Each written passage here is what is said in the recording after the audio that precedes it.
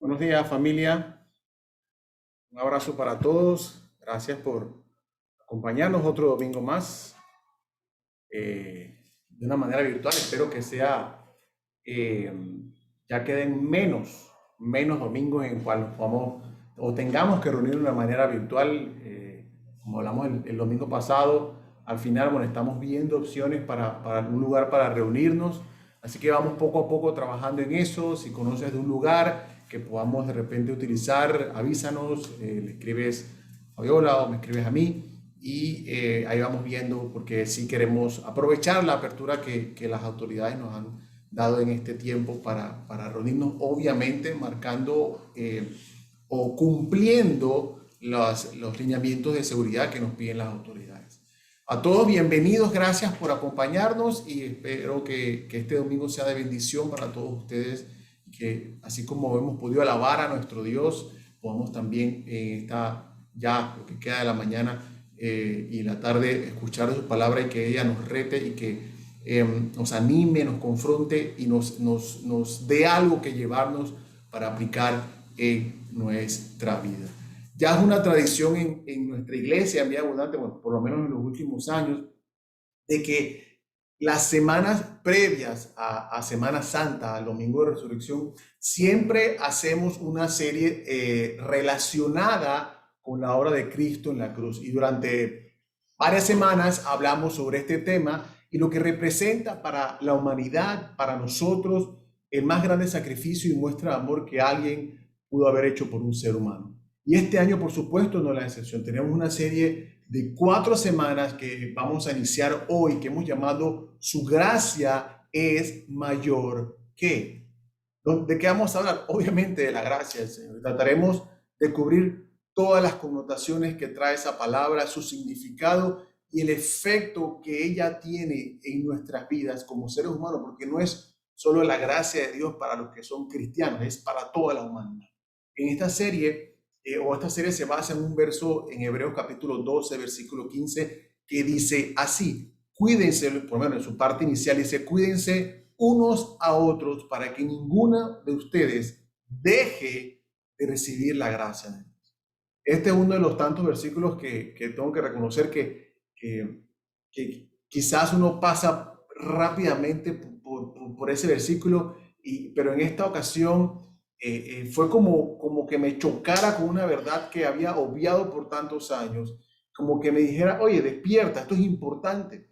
El escritor de Hebreos nos llama a cuidarnos los unos a los otros para que nadie quede fuera de recibir la gracia de Dios. Por eso es que me pongo a estudiar de este material, encuentro obviamente mucha información, en especial, bueno, información del pastor Warren, información del pastor Kyle Edelman, en fin, un montón de información ¿y por qué? Porque yo creo que es importante que entendamos que este concepto que es pero tan común en el vocabulario de nosotros, los cristianos, parece que ya no tiene ese efecto en nosotros, no tiene esa emoción que nos causa en el interior como cuando vivíamos el primer amor. Realmente entendemos lo que significa la gracia, realmente comprendemos el alcance de esa palabra. Hebreos, el verso que leímos en Hebreos 12:15, dice que asegúrate de que nadie pierda la gracia de Dios. Yo te animo a que eso sea parte de tu oración todos los días, por ti mismo, por tu familia y por todos los que somos, bueno, por toda la humanidad. Y que la gente no pierda de vista la gracia de Dios para con nosotros, para con nadie. Y si llegamos a perderla, entonces estaremos sin un ancla importante en nuestra vida como cristianos. Y a veces cuando tú no tienes una ancla fácil, ¿qué pasa? Eres arrastrado de un lado para otro. Somos arrastrados. ¿Y qué hacemos? Sustituimos la gracia de Dios ¿con qué? Rituales, reglas, religión. Y pensamos que con esas cosas es que podemos ganar el favor de Dios. Ciertamente podemos hacer lo correcto, pero hasta ahí no llega. Somos completamente y totalmente dependientes de la gracia de Dios. Por eso es que para esta serie nos vamos a centrar en una ecuación muy simple. Usted conoce el símbolo de mayor que y menor que, pero en este caso vamos a usarle mayor que. Y por las próximas 4 semanas vamos a ver de esta ecuación tan sencilla. Su gracia es mayor que, y usted puede allí poner en ese espacio lo que quiera, lo que se le ocurra poner allí. Pero nuestra gracia, perdón, su gracia, perdón, va a ser más grande que cualquier cosa que tú y yo podamos poner ahí. Nuestros fracasos, nuestros pecados, nuestra culpa, cualquier cosa de la que te puedas imaginar, su gracia es mayor que. Quiero invitarte a que seamos cristianos, que experimentemos la gracia de Dios y que no vivamos bajo la condenación, la culpa y la vergüenza que ya fue sobrellevada, sobrepasada por la gracia de Dios. Porque yo estoy convencido de que Dios quiere que seamos libres de esas cosas, de la condenación, de la culpa, de la vergüenza, del abandono, porque su gracia es mayor que cualquier cosa. No solamente perdona nuestros pecados, porque la Biblia dice que por gracia somos salvos. La gracia va mucho más allá que perdonarnos o darnos la salvación a través de la obra de Cristo. Y lo interesante es que la gracia va en 2 sentidos. Hablamos de recibir la gracia, pero no podemos obviar también de que somos llamados a dar de gracia. No gracias, claro, hay que darle gracias a la gente cuando te ayudan, te abren la puerta, qué sé yo, te ayudan a cargar un paquete, no sé. Pero somos llamados a dar gracia. Puede ser complicado hablar de gracia, puede ser complicado, pero no debemos olvidar que nunca se nos pedirá dar algo que no hemos recibido. El punto es que sí hemos recibido la gracia. Y es por eso es importante, vital, que entendamos y recibamos la gracia para entonces poder dar la gracia. Quiero terminar el versículo 15 del capítulo 12 de Hebreos, en su segunda parte, lo voy a leer todo, que dice así, lo leímos hace un rato al principio: cuídense unos a otros para que ninguno de ustedes deje de recibir la gracia de Dios. Y sigue diciendo, tengan cuidado de que no brote ninguna raíz venenosa de amargura, la cual los trastorne a ustedes y envenene a muchos. Cuando tú y yo nos perdemos de recibir la gracia de Dios, no solo seremos incapaces de dar la misma gracia que hemos recibido, una raíz venenosa de amargura comenzará a crecer. En la cultura hebrea, cuando encontraban una planta que era venenosa, la catalogaban como amarga. Y el autor de Hebreos usa esa analogía de la raíz de amargura para darnos a entender que si llegamos a perder la gracia de Dios, tú y yo nos convertiremos en tóxicos. Es por eso que religión sin gracia, venenosa. Relaciones sin gracia son venenosas. Matrimonios sin gracia, son venenosas. Una iglesia sin gracia es venenosa. Un corazón sin gracia es venenoso. Esta raíz de amargura, producto de la ausencia de la gracia, puede ser pequeña, pero no hace falta que sea grande para que su veneno sea grande, porque puede llegar a ser muy mortal. Por eso es importante este tema, por eso es importante no perderlo de vista. Por eso es importante que podamos juntos trabajar en ese sentido y conocer más de su gracia. ¿Y qué mejor manera de conocerlo que a través de la experiencia? Piensa un poco en el romanticismo, piensa un poco en lo romántico, ¿ok? Si tú y yo queremos conocer de ese amor romántico, ciertamente pudiéramos ir y buscar libros especializados en el tema y aprender de lo que dice allí. Pero tú y yo nunca sabremos lo que realmente involucra estar enamorado hasta que usted y yo no experimentemos eso, estar enamorado. Me gusta mucho la frase del pastor Kyle Hildeman que dice, la gracia de Dios es convincente cuando se explica. Y eso es lo que vamos a hacer hoy. Bueno, espero poder hacer hoy. Pero es irresistible cuando se experimenta. Podemos memorizar un montón de versículos de la gracia. Sin embargo, nuestra propia vida seguro será quien hable más alto de la gracia de Dios. Después de esta larga introducción, vamos a entrar al tema, ¿ok? La sesión de hoy la hemos llamado Su Gracia, y retomando ¿cómo se llama? La ecuación que hicimos al principio, pues su gracia es mayor que mis debilidades.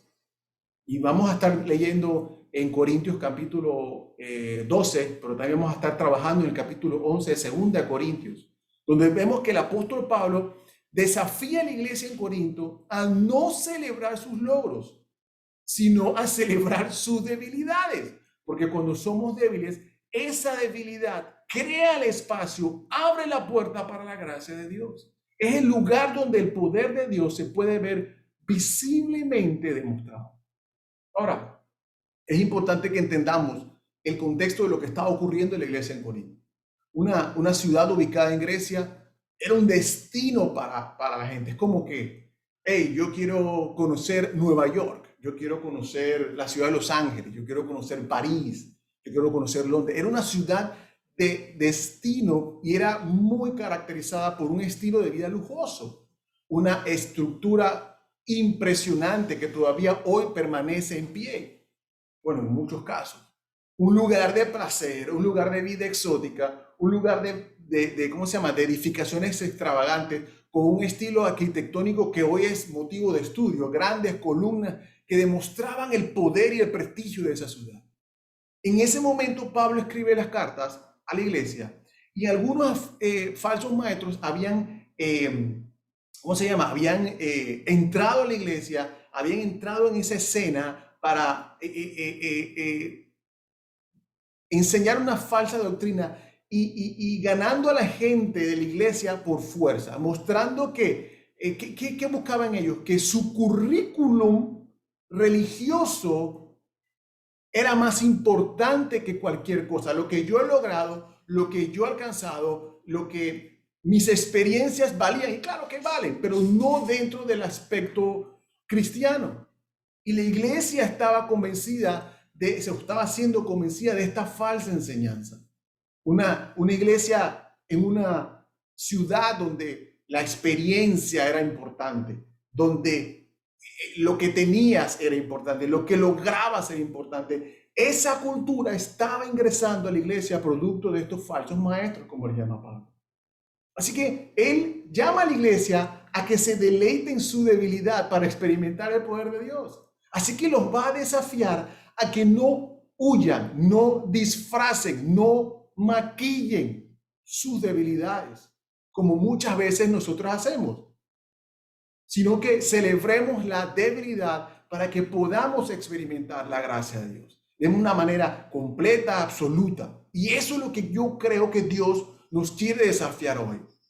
Porque al igual que la ciudad de Corinto, hoy vivimos en un mundo donde la cultura pone énfasis en tus fortalezas, en tus habilidades, en tus logros, en tu autosuficiencia, que tristemente ha entrado a la iglesia. Me soy autosuficiente. Eso es lo que valoramos, eso es lo que celebramos. Y él comienza, interesantemente, dándole a la iglesia de Corinto sus fortalezas. Él le comienza a hablar de sus fortalezas. Comienza a decirle, mira, aquí yo estoy calificado para esto. Aquí yo soy valioso para esto. Soy fuerte para aquel cosa. Desde su perspectiva, desde su sistema de valores, Pablo conoce que es bendecido por esas experiencias, pero se sigue viendo como débil. Porque él entiende de que eso no significa mucho. Mira lo que dice Pablo, no lo tengo, pero lo puedes buscar porque es bastante material. Puedes buscarlo en 2 Corintios capítulo 11. No lo voy a presentar porque es un poquito largo, lo voy a resumir. Del capítulo 22 en adelante, casi hasta el final del capítulo 11. Dice, hablando él, o escribiéndole él, mejor dicho, a la iglesia sobre aquellos falsos maestros. ¿Ellos son hebreos? Pues yo también soy hebreo. Ellos son israelitas, yo también lo soy. Son descendientes de Abraham, yo también. Son servidores de Cristo, qué locura, man. Yo no soy más que ellos. Y comienza a desplayarse en un montón de cosas que le han ocurrido que pueden ser motivo de una experiencia acumulada, que puede ser motivo de orgullo, de que, wow, este sí la ha tenido todas consigo. Dice, he trabajado más arduamente, he sido encarcelado más veces, he sido azotado más veces, he estado en peligro de veces, muchas veces, he sido azotado, me han golpeado con vara, me han apedreado, dice, naufragué 3 veces, mi vida ha sido un continuo ir y venir de un sitio para otro, he pasado peligro y muchas veces me he quedado sin dormir, he sufrido hambre, he sufrido sed, y muchas veces me he quedado en ayuna, he sufrido frío, desnudez, en fin, ha sufrido todo. O sea que si hablamos de experiencias, man, yo tengo más rango que toda esa gente que dice estas falsas enseñanzas. Pero él dice, hey, yo estoy como loco por hablar así. De mí mismo, estoy como loco. Porque es inapropiado. Porque todo el enfoque de Pablo que él tenía era elevar a Cristo. Y la mejor manera de elevar a Cristo es asumir un papel de sirviente. Y el celo de Pablo continúa incluso en el capítulo 12, obviamente en ese Pablo no escribió las cartas con capítulos, pero termina el capítulo 11 y continúa el capítulo 12 de la carta. Hablando de sus logros, sigue hablando de sus situaciones, sus experiencias. Y sustenta que sí, ¿sabes qué? Al igual que ellos, yo me puedo jactar y puedo creerme más o puedo creerme merecedor de la gracia porque he sufrido todas esas cosas. Pero ¿sabes qué? No es así. Y en el capítulo 12, en los versículos 6 a 10, le da una cátedra a esa iglesia y a nosotros también, inspirado por el Espíritu Santo, trayendo unos versículos que yo considero sumamente importantes para la vida del cristiano. Segundo de Corintios capítulo 12, versículos 6 al 10. Este sí lo vamos a presentar. Dice, sin embargo, luego de haber dicho todas esas cosas, luego de haberse explayado con toda su experiencia, ¿no sería insensato si decidiera jactarme? Porque estaría diciendo la verdad. Él reconoce, hey, ¿sabes qué? Yo no estoy mintiendo, estoy diciendo la verdad. Pero ¿sabes qué? No lo hago. Para que nadie suponga que soy más de lo que aparento o de lo que digo. Para evitar que me volviera presumido por todas estas sublimes revelaciones. Porque te cuento que entre todas las cosas que dijo, dice que subió al tercer cielo. Así que, ok, una espina me fue clavada en el cuerpo. Es decir, un mensajero de Satanás para que me atormentara. 3 veces le rogué al Señor que me quitara, pero él me dijo, un versículo que usted se conoce de principio a fin. Te basta con mi gracia, pues mi poder se perfecciona en mi debilidad. Por lo tanto, gustosamente haré más bien alarde de mis debilidades para que permanezca sobre mí el poder de Cristo. Por eso me regocijo en las debilidades, insultos, privaciones, persecuciones y dificultades que sufro por Cristo, porque cuando soy débil, entonces soy fuerte. Es por esto que Pablo no tiende a presentarse con todos esos títulos y esas pompas y platillos, esas experiencias. Cuando se presenta a sí mismo, se llama esclavo de Jesucristo. Lo hace aquí, lo hace en el libro de Romanos, si mal no recuerdo. Esclavo de Cristo, dice él. Por muchos años yo luché con eso. Por muchos años luché con esa figura de esclavo. Yo decía, pero Dios, pero yo soy tu siervo, si ya yo no soy esclavo de nada, y yo soy tu siervo, pero eso suena como feo, ¿sabes? Te estoy hablando de mi experiencia hace muchos años atrás. Pero una vez estudiando sobre esto, aprendí que un esclavo en aquella época no era conocido por nada, ni por su currículum, ni por su linaje, ni por su apellido, ni por su familia, ni por su herencia, porque de hecho no tenía. No era reconocido por nada. ¿Sabes por qué eran conocidos los esclavos en ese momento? Solo por una cosa, por su dueño. Ah, ahí va el esclavo de Juan de los Palotes. Ahí va la esclava de fulanita de tal. Así se reconoce. Ah, no, no, ese es el esclavo de fulanito, de menganito. Eran conocidos por su amo. ¿A quién servían? Por eso es que Pablo se refiere a él como esclavo de Cristo, porque él quería ser conocido por una sola cosa, por la fama del maestro, por la fama del maestro a quien él sirve. Para él, todo lo que tú y yo necesitábamos saber es que soy un esclavo de Cristo. Nada más importa. No importa las credenciales, no importan las tantas veces que me golpearon, ni las 3 veces que naufragué, las veces que me dieron unos pedrazos. Nada era importante, nada era valioso por lo cual jactarse, o para depositar su confianza, o para depositar su fortaleza, o para sentirse orgulloso. No había nada que de alguna manera pudiese cambiar el hecho de que soy esclavo de Cristo y que por mi debilidad dependo de mi maestro para evitar de que pusiese mi confianza en mí. La Biblia dice que 3 veces le rogó. Y le rogó a Dios que se la quitara. Esa espina, no se sabe qué era. Dios le contesta: todo lo que necesitas es mi gracia, porque mi poder funciona mejor en mi debilidad. Y Pablo indica que se alegra y se jacta de sus debilidades, porque él sabe que allí es donde Cristo más puede trabajar. Quizás sea tus versos favoritos, pero las cosas cuando aprietan, estoy contento con mis debilidades, estoy contento con mis carencias, tendemos a huir de ellas, tendemos a vivir en negación respecto a mis debilidades, pues ahí entra la gracia. Mucho se ha especulado de esa espina que Pablo se refiere en este pasaje, mucho. Se decía que era una persona, también que era un tema de salud, que era algo estomacal, que era algo en su espalda, que era un tema de su vista. Incluso se ha dicho que podía padecer de epilepsia. Lo cierto es que Pablo no menciona, no es específico. Y me pregunto, ¿por qué Pablo no es específico en esto? Ni siquiera da una remota idea de qué puede ser.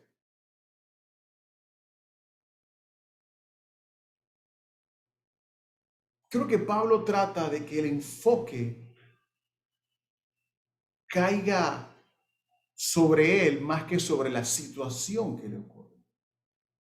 Porque probablemente hoy en día tú y yo leemos ese pasaje, y si Pablo, si fuese cierto lo que muchos estudiosos piensan, que fuese algo de la vista, entonces la gente que tiene problema de la vista diría: es que su gracia es suficiente para mí cuando tengo un problema de la vista, o cuando tengo un problema en la espalda, o cuando tengo epilepsia, de tantas cosas que se ha hecho de Pablo, o que tengo un problema con fulanito de tal, porque la gente, hay los estudiosos que piensan que cuando se refiere a un mensajero de Satanás se refiere a una persona que lo atormentaba. No lo sabemos. Con razón, con razón.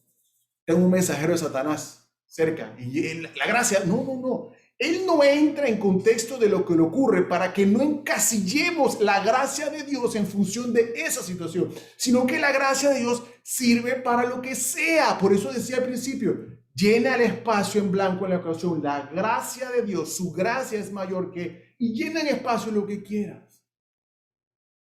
Pablo no quería encasillar, creo que guiado por el Espíritu Santo, no le pone un apellido a esa situación para que tú y yo no creamos de que, bueno, entonces la gracia de Dios no me cubre si tengo un problema, no sé, en el dedo gordo del pie derecho. No. Ahora, ¿cómo Dios puede glorificarse? ¿Cómo esa gracia puede ser activada en mi debilidad? ¿Cómo Dios puede transformar mis debilidades, mis problemas? Un tema de salud, puede ser una persona, un problema de espalda, como se cree de Pablo, estomacal, de la vista, epilepsia. Hay unos estudiosos que pensaban que él tenía una joroba en la espalda. En fin, no saben. Pero ¿cómo Dios puede agarrar tus debilidades y las mías y las transforma para que su gracia sea empoderada en tu vida? Hay 3 pasos que quiero que veamos hoy. Vamos a verlo bien rápidamente. ¿Cómo Dios transforma mis debilidades en fortalezas para que la gracia de Dios se empodere en mi vida, se empodere allí en mi vida? Número uno, ¿qué debo hacer? Identificar mis debilidades. Número uno, Pablo escribe en Romanos 12:3, ninguno se crea mejor de lo que realmente es. Sean realistas al evaluarse ustedes mismos. Háganlo según la medida de fe que Dios les da. La palabra de Dios nos llama a ser honestos con eso. No pienses mejor de ti de lo que eres. Ahí está el detalle. No puedo trabajar en mi debilidad a menos de que la llame por su nombre. El decir es que no tengo, bueno, perdón, el decir que tengo, es que yo sé que yo tengo una debilidad en eso. No es suficiente. No es suficiente. Dios no puede transformar esa debilidad. Y bueno, cuando digo no puede, suena como que Dios no tiene poder. Sí tiene poder. Pero para que ese poder se active, para que esa gracia sea una realidad, para que esa gracia entre por la puerta de la debilidad, yo no puedo trabajar con generalidades. No lo vamos a lograr a menos de que seamos específicos en el problema. ¿Por qué? Porque hay que mantener un equilibrio. Entender de que Dios es Dios y que Él sí puede resolverlo y que yo no lo soy. Pero todo comienza en la identificación. ¿Cuáles son las debilidades en tu vida? ¿Cuáles son las debilidades? ¿En qué áreas tienes debilidad? ¿En qué áreas tienes que tener mucho cuidado? ¿En qué áreas tienes que trabajar? Puede ser un tema sexual, puede ser un tema de lujuria. A muchos hombres nos pasa eso. Y más, y lo digo con toda honestidad, y más si fuimos por muchos años víctimas de la pornografía, como por ejemplo, lo hablo muy honestamente, yo tengo que cuidarme de eso. Yo tengo que cuidarme de eso.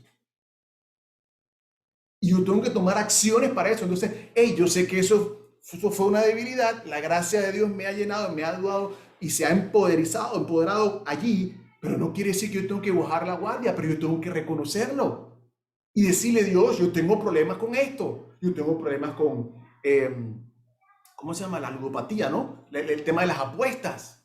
No puedo ver un juego porque enseguida me meto a estos portales y dale, pan, apuéstale tanto.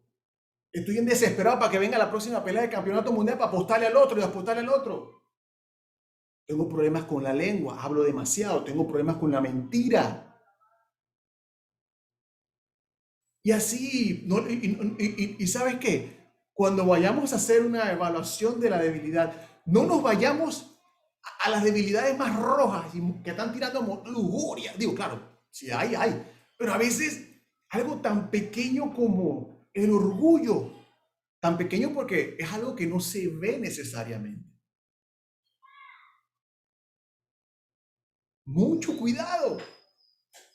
Creemos que nuestras debilidades son esos monstruos feos, peludos, grandotes, la lujuria. No. Pero a veces es algo tan sutil como el orgullo. Algo tan sutil como que siempre tendo a llevarme un lapicito de la oficina, a tomar cosas que no son mías y no devolverlas. Hay un problema. Ah, bueno, pero es que, yo le aposté $5 al boxeador ese. Y si ganaba, pagaba 10 veces más. Y me gané 10 veces más, pero son $5. Eso no afecta a mi presupuesto. A veces son cosas tan sutiles. Así que cuidado, cuidado. Puede ser también un tema físico de salud. Número 2. Debo identificarlas con nombre y apellido. Número 2, debo entender de que Dios quiere usar mis debilidades. ¿What? ¿Dios quiere qué? Si lo que yo quiero es que me las quite para yo usar el testimonio de que me las quitó para gloria de su nombre, pues no. Muchas veces no las va a quitar. Y debo entender esa realidad, que no queda allí con solo identificarla. Necesito aprender cómo Dios quiere usar mis debilidades. Sí, porque Dios quiere utilizarlas. Dios quiere usar tu debilidad, así como usó las debilidades de Pablo. Dios puede usar incluso las debilidades más malas, feas, horribles, esas que tú no quieres que nadie se entere. Dios las quiere usar.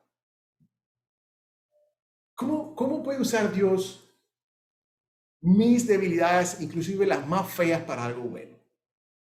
Bueno, Pablo decía, o de eso, en el versículo 7 dice, para evitar que me volviera presumido. Mis debilidades me ayudan a evitar la arrogancia, el orgullo. Y tú sabes que hay algo que Dios desprecia, pero creo que si es el pecado como tal, bueno, el orgullo es un pecado, pero ahí abajito, en la lista de los más buscados de Dios, si puedo decir una locura como esa, es la arrogancia, el orgullo. Yo no, de todas las cosas que uno puede hacer mal, solo del orgullo Dios dice que ve, claro, el pecado también, pero el orgullo dice que Dios lo rechaza. Dios no quiere un corazón orgulloso. Y como sabe que eso te aleja de Él, me aleja de Él, Él dice, ¿sabes qué? Si yo le quito ay, se me fue la palabra, ese aguijón que Él tiene o que ella tiene, este se va como loco, se desboca como loco. Entonces, por eso es que Él dice, ¿sabes qué? Yo quiero que tú seas un hombre o una mujer humilde. ¿Por qué? Porque te das cuenta de que no eres perfecto, de que no las tengo todo conmigo. Por eso es que Pablo dice, para evitar que me volviera presumido. ¿Por qué otra cosa? ¿Por qué debo entender que Dios quiere usar mi debilidad? Lo otro que puedo ver es que mis debilidades me hacen valorar a los demás. Pablo le escribe en esa misma iglesia, pero en la primera carta, coincidentemente en el capítulo 12 también, versículo 22, algunas partes del cuerpo parecen más débiles y eso parece más débil, sí, y menos importante, pero son realmente las más necesarias. Cuando me reconozco que no tengo todas las respuestas, cuando reconozco que no las tengo todas conmigo, cuando reconozco que no tengo todos los dones, cuando reconozco que no soy Superman o Superwoman, me hace darme cuenta de que las otras personas también son importantes. Me hacen darme cuenta de que yo no estoy completo. Me hace valorar más a la gente. Me hace valorar más a los demás. Y eso es sumamente importante en el matrimonio. Dios trata conmigo mucho con eso. Y cuando yo veo a Fabiola, por ejemplo, yo soy mucho mi personalidad es muy estable, concienzuda, como llaman por ahí. Y para tomar una decisión, soy bastante lento. Pero por otro lado, Fabiola me ayuda porque yo entiendo que, necesito de sus dones para salir adelante. Y eso lo logro cuando, me doy cuenta de que, mi personalidad para todo no sirve, ok. Y necesito también que complemente eso, que me ayude, que me fortalezca, que me empodere, que me sume. Y así en muchas cosas, en tu trabajo, en las relaciones, en la iglesia, en tus amistades, en todo. Otra cosa por la cual Dios Dios quiere usar mis debilidades, es que me hacen más dependiente de Dios. Porque cuando me doy cuenta de que no puedo hacer algo, entonces dependo más de Él. Pablo en 2 Corintios, ahí mismo, el capítulo 12, versículo 9 dice, basta mi gracia, por mi poder se perfecciona en tu debilidad. Entonces necesitamos depender de Dios. si no tuvieras debilidades, si yo no tuviese debilidades, no pensaríamos que necesitamos a Dios. No pensarías que necesitas a otras personas. Nos creeríamos autosuficientes, que nos pasa mucho, ¿ok? Y ese es uno de los beneficios de conocer mis debilidades. Por eso es que las celebra Pablo, por eso es que significan una mayor experiencia y más profunda experiencia con el poder de Cristo. Otro tema importante respecto a cómo Dios quiere usar mis debilidades, porque sí las quiere usar, es que son instrumentos de Dios para el ministerio. Segunda Corintios capítulo 1, versículo 4. Dice, Dios nos consuela en nuestra angustia para que podamos consolar a otros en cualquier problema que tengan con el mismo consuelo que nosotros mismos hemos recibido. Dios te permite pasar un problema porque Él sabe de que tú puedes ser un instrumento para Él y en sus manos.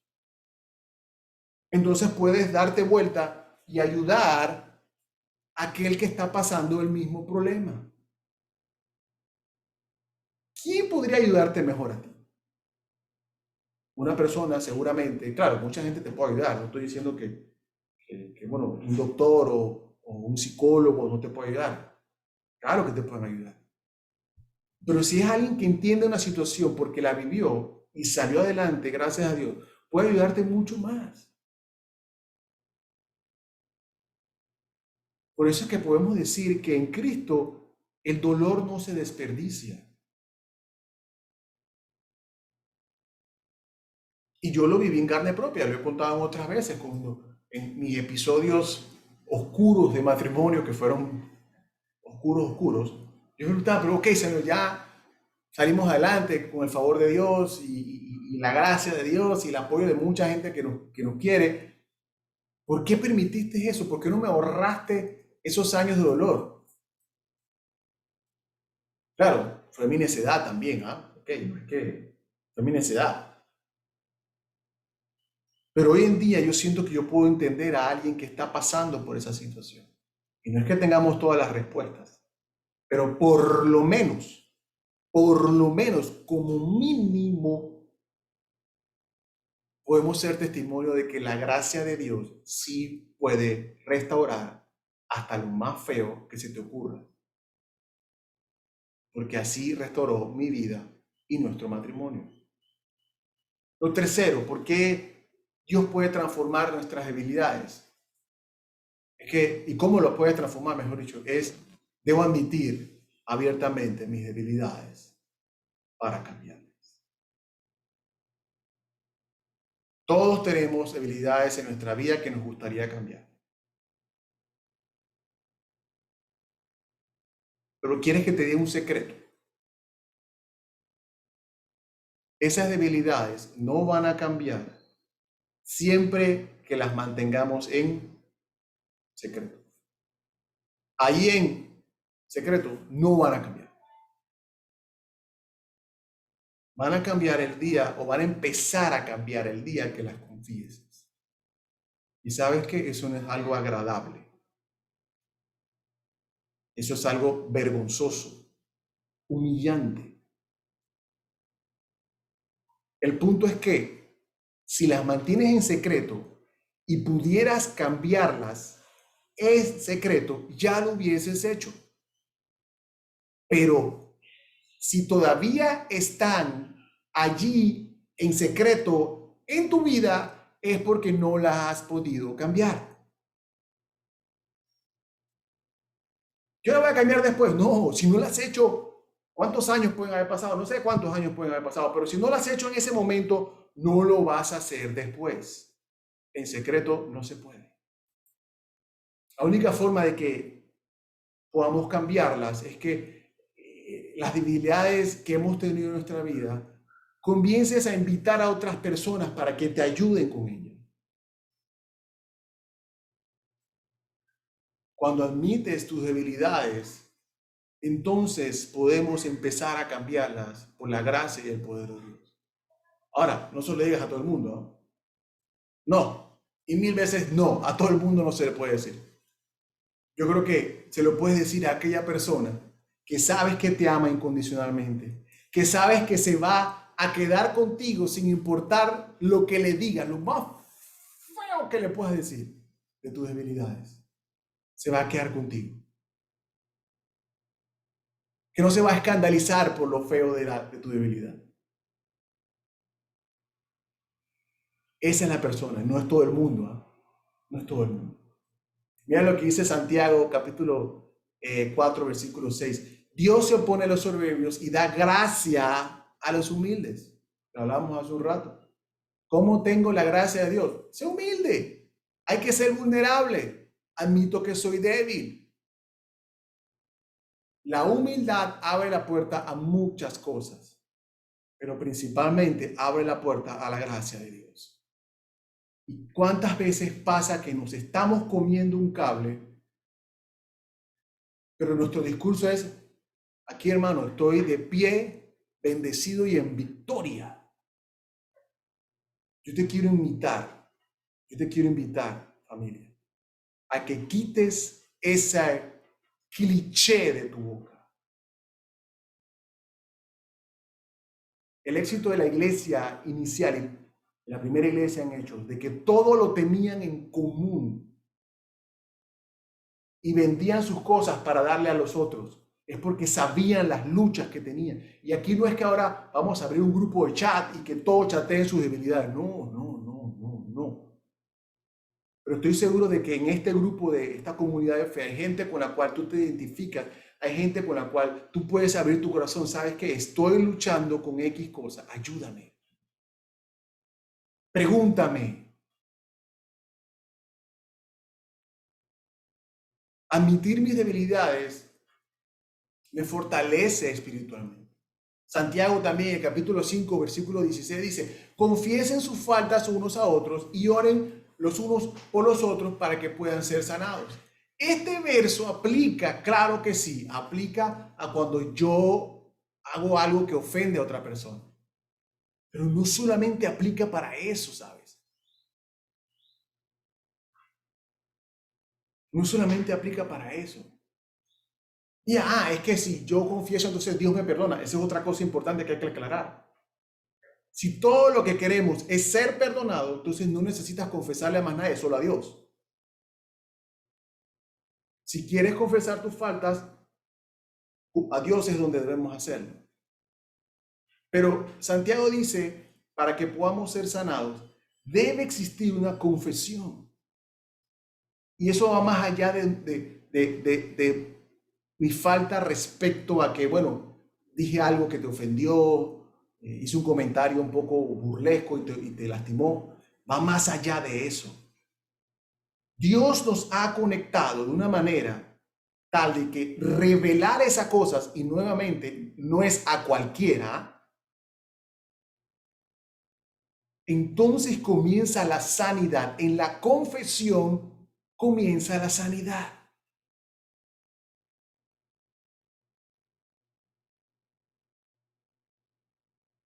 Una de las cosas, de los propósitos con nuestras debilidades, es traer gloria a Dios. Y es el punto importante en los versículos que leímos hace un rato, que le dijo Dios a Pablo: bástate con mi gracia, porque allí es que mi poder se perfecciona. Debemos confiar en Dios, debemos seguir trabajando y creyendo de que Él sabe lo mejor. Si deseas mostrar la perfección del poder de Cristo, debemos abrir nuestra vida y reconocer nuestras debilidades, en lugar de escapar de ellas. No es fácil, pero es lo mejor. Y por eso es que Pablo se glorificaba en sus debilidades. Y esto aplica también no solamente en las debilidades de carácter o de malos comportamientos, como hablaba al principio, aplica también a esas situaciones de salud. Como decía, muchos teólogos o estudiosos creen que Pablo se refiere a muchos temas de salud que hoy te obstruyen para lograr cosas, para trabajar mejor, para, qué sé yo, para tantas cosas. Si vemos la primera iglesia, mucho del éxito que ellos tuvieron es que no fueron detenidos por sus debilidades. Las debilidades que tenían ante los ojos de los humanos. Hechos capítulo 4, versículo 13, ya estoy terminando. Dice, los gobernantes, al ver la osadía con que hablaban Pedro y Juan, y al darse cuenta de que eran gente sin estudios ni preparación, quedaron asombrados y reconocieron que habían estado con Jesús. Esos hombres y mujeres estaban teniendo un impacto profundo en la sociedad en ese momento. Pero este versículo habla de que la gente se dio cuenta de que no tenían la educación ordinaria, pero el poder de Dios se destacó en ellos a pesar de que no eran los más adecuados, los que mejor hablaban, los más talentosos. Aún en medio de sus carencias, el poder de Dios se destacó. Eso hizo una iglesia poderosa. Y gracias a esas debilidades, el poder de Dios se perfeccionó en ellos. Y esa iglesia tuvo tanto éxito que hoy tú y yo somos el resultado de eso, de la obra que Cristo hizo a través de este grupo de personas que para el mundo parecían débiles. Él no lo partió, fue el colchón. Quiero terminar con una historia que me causó poderosamente la atención y tiene que ver con esas cosas que Dios permite en tu vida, que quizá no entiendes, pero es un escenario para que la gracia de Dios se manifieste con poder. Esta historia es recogida del libro Vagabundo para el Señor, de Corrie ten Boom. Ella cuenta una historia de una mujer que conoció en Rusia durante la Guerra Fría, cuando los cristianos eran fuertemente perseguidos. Esta era una mujer mayor, vivía acostada en un pequeño sofá, apoyada con muchas almohadas. Su cuerpo estaba doblado y retorcido, casi irreconocible, producto de una terrible enfermedad llamada esclerosis múltiple. Su esposo pasaba todo el tiempo cuidando de ella, ya que no podía moverse del sofá. Solo había una parte de su cuerpo que podía controlar, y era el dedo índice de su mano derecha. Con ese dedo escribía todo el día, todos los días, hasta altas horas de la noche. Pero esta mujer no solo estaba escribiendo por escribir, estaba traduciendo la Biblia y otros libros cristianos en ruso. Corrie ten Boom explica que su esposo le decía que a veces le tomaba mucho tiempo solo poder presionar una tecla.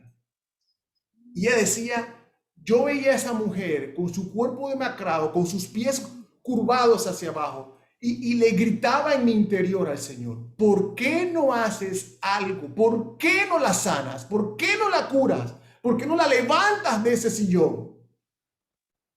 Y dice Corrie, creo que su esposo sintió mi angustia y dio la respuesta a la pregunta que yo le hacía en mi corazón a Dios. Él me dijo, Dios tiene un propósito en su enfermedad. Todos los demás cristianos en esta ciudad son vigilados de cerca por la policía secreta, porque el libre culto religioso es prohibido. Pero como ella ha estado tan enferma durante tanto tiempo, nadie se fija en ella. Es la única que puede traducir sin ser detectada por la policía. Si la ves, no impresionaría a nadie por su fuerza. Hasta podría sentir lástima por ella y compadecerte de ella. Y lanza esta pregunta el esposo de esa señora. ¿No es interesante que lo que parece una debilidad, lo que parece estar destruyéndola, aquella espina que quizás no le gustaría tener, es aquello en lo que Dios la usa más poderosamente.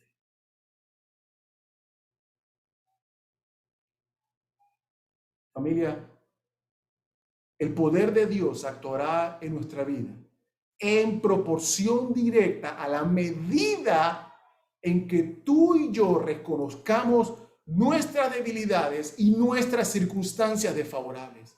Cuando la necesidad te anima a esconder tus debilidades, mi orgullo y mi inseguridad toman posesión de mí. Eso es una lucha. No me gusta decir cosas como necesito ayuda. No me gusta decir cosas como que la estoy pasando mal. Sacamos esas frases de nuestro vocabulario y comenzamos a pensar de que no me gusta que la gente conozca esa parte de mi ser, esa parte que no pondrías en tus redes sociales. La necesidad más profunda que tú y yo tenemos en la debilidad, en la adversidad, no es que Dios la quite rápidamente. Lo que tú y yo más necesitamos en nuestra debilidad es una confianza bien fundamentada en lo que nos está sucediendo. Es parte de un propósito de Dios en el universo. La glorificación de la gracia y el poder de su Hijo. Esa gracia y ese poder que lo llevó a la cruz y lo mantuvo allí hasta que cumplió la más grande obra de amor. Eso es lo que Dios está construyendo en nuestras vidas. Y eso es lo que significa debilidad. Padre bueno que estás en el cielo, santificado sea tu nombre, Señor. Venga tu reino. Hágase tu voluntad, Señor, en medio de nosotros. Aun cuando esa voluntad sea contraria a lo que nosotros creemos. Aun cuando esa voluntad, Señor, sea difícil de entender. Esa voluntad venga disfrazada de un aguijón en la carne. Yo te ruego, mi Dios, que podamos entender que tu gracia entra por la puerta de la debilidad en nuestra vida. Y que de hoy en adelante podamos celebrar de que no somos fuertes. Y que podemos encontrar fortaleza en Jesús. Y en la gracia y en el poder que se desató sobre nosotros con la obra de la cruz.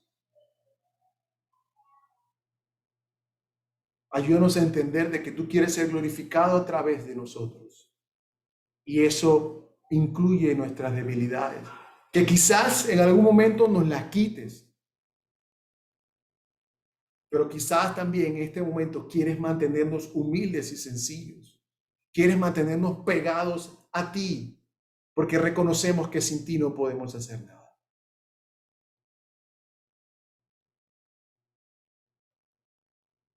Quizás nos quieres utilizar para bendecir a aquel que está pasando por una situación difícil como la que hoy estamos pasando nosotros. Padre, hablábamos la semana pasada de tomar decisiones. Yo te ruego, mi Dios, que podamos tomar decisiones para reconocer nuestras debilidades, ser conscientes de ellas, inclusive poder cambiar, Señor, poder acercarnos a alguien que nos pueda ayudar a decirle, él sabe que la estoy pasando mal, mira, he vuelto a caer en esto, mira, no puedo con esta enfermedad.